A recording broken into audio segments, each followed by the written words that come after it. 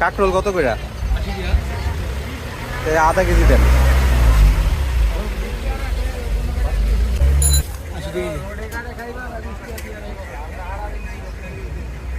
আধা কেজি দেন। টমেটো ভালো হইব? মানে কি দেশিটা?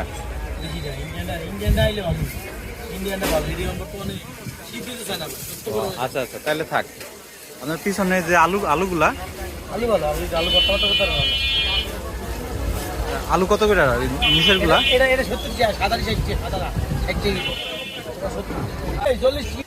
1 কেজিতে কয়টা উঠবো? তাহলে 1 কেজি দেন।